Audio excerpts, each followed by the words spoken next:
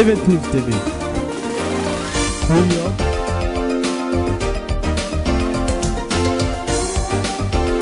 Paris. Abidjan. Bamako.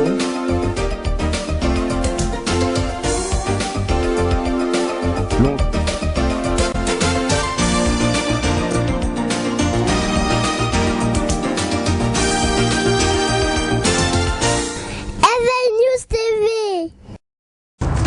Côte d'Ivoire, notre cri. Chronique d'une résistance au cœur de l'Occident. Tel est le titre du premier ouvrage du résistant Abel Naki. Un livre écrit sous la forme d'un puissant témoignage pour expliquer au monde entier le drame qui s'est joué en Côte d'Ivoire le 11 avril 2011. Et c'est la suite aux élections présidentielles contestées d'octobre 2010. Abel Naki a décidé de prendre son destin en main en entrant dans cette importante bibliothèque littéraire de l'histoire politique de la Côte d'Ivoire. Abel Naki a abandonné les rues momentanément où il excelle à mobiliser les panafricains pour laisser des traces, comme l'a suggéré le président Laurent Gbagbo en disant ceci: l'homme, il marche et il laisse des traces. Il faut être offensif, très offensif dans ce combat pour la restauration de la démocratie en Côte d'Ivoire. Après avoir lu ce très bon ouvrage d'Abel Naki, on comprend que la victoire n'est plus loin.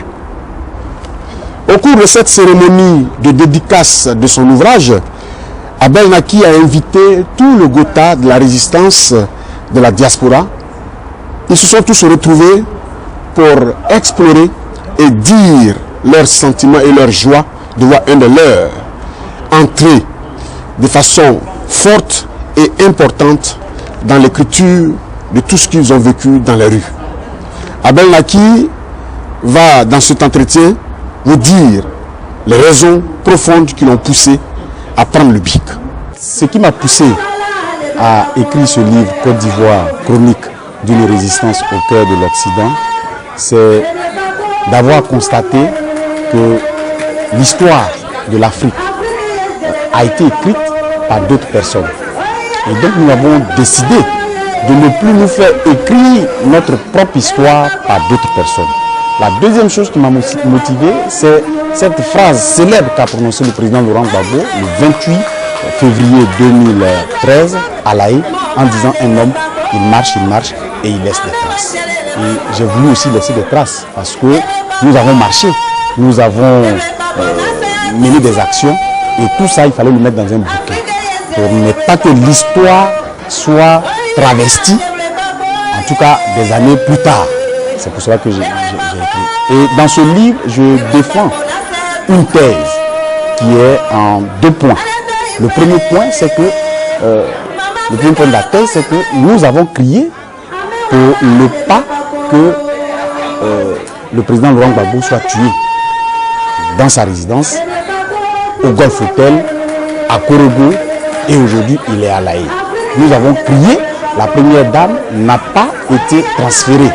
Donc le gouvernement génocidaire, sinon le régime génocidaire de M. Dramane Ouattara, a finalement renoncé au transfèrement de la première dame. Donc c'est cette thèse-là que je défends. La dernière thèse que je défends, quand vous parcourez le livre, vous vous rendez compte que effectivement le président Laurent Gbagbo a gagné les élections de novembre 2010. Et donc, par rapport à ça, il doit être libéré pour que la Côte d'Ivoire puisse retrouver sa cohésion qu'elle avait dans les années antérieures. Pour qu'il y ait une vraie réconciliation dans notre... À la fin de la lecture de ce livre, on retient que M. Dramane Ouattara est tout simplement un imposteur, M. Dramane Ouattara est un dictateur et que la France a enlevé au pouvoir le démocrate élu par le peuple ivoirien pour le remplacer par un dictateur qui est M. Dramane Ouattara.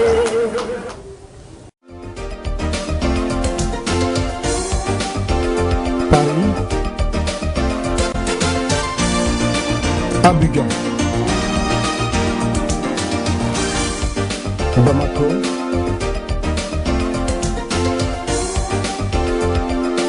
Londres. Paris. Abidjan, Bamako,